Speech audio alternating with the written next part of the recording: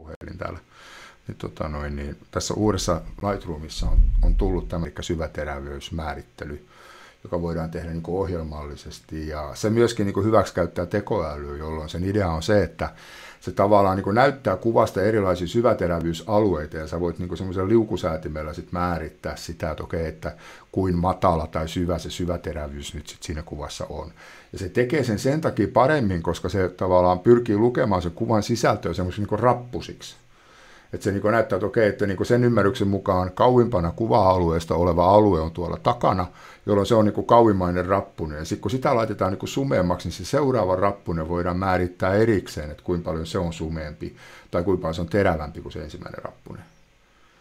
Eikä se niin kuin koittaa laskea sen kuvan syväterävyystietoa ja sitten sen mukaan niin kuin tehdä niin kuin parempia ratkaisuja siihen, että miltä se näyttäisi lyhyellä tarkkuusalueella. Mutta niin tämä Lightroomin tarjoama kameran syväterävyys, niin tämähän on taas, kun tämä on täysin niin kuin säätimeen perustuva. Eli kun sä viet sitä, niin kuin sitä syväterävyyttä, nyt mä tuon sitä niin kuin lähemmäs, nyt se on tossa. Ja niin kuin huomaa, se tekee ton taustan niin kuin sumeammaksi, ja toi vielä tuolla vähän kauempana oleva toinen hahmo. Et tällä hetkellä tuossa kuvassa on tarkka alue pullossa, sitten se tekee tuosta makuulan olevasta Minecraftin hahmosta hiukan epäterävää, mutta se tekee vielä epäterävämmän tosta, mikä on vähän vielä kauempana. Ja sitten tuosta näytöstä se tekee, no okei, sen näytön reunaa se ei oikein tunnista, että se on niin kauempana, että se meinaa tehdä sitten kyllä tarkan. Eikä tämä tämmöinen niin kuin tässä kamerassa oleva asetus, ja tämä on tietenkin niin kuin sen takia hyvä, koska me tässä voidaan katsoa, että okei, nyt se syväterävyysalue on tuolla takana, nyt mä tuon sen tuohon eteen. Eli tuo vihreä on niin sanottu focus peaking alue, että se näyttää aina, että nyt kun se tuo näkyy tuolla juomapullossa, näkyy tuota vihreätä, niin se focus peakingin ajatus on se, että nyt se niin kuin tarkentaa eteen.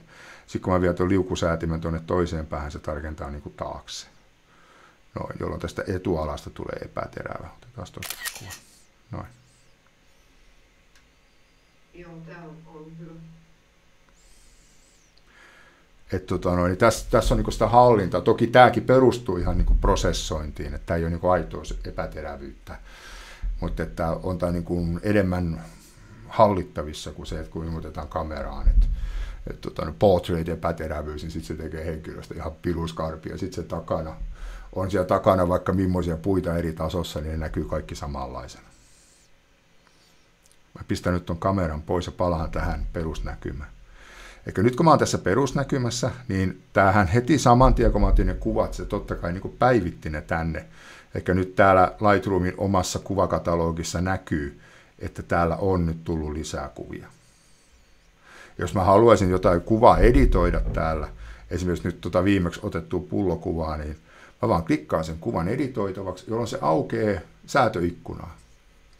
Eli tämän ohjelman niin nämä perussäädöt tehdään täältä alhaalta kaikki.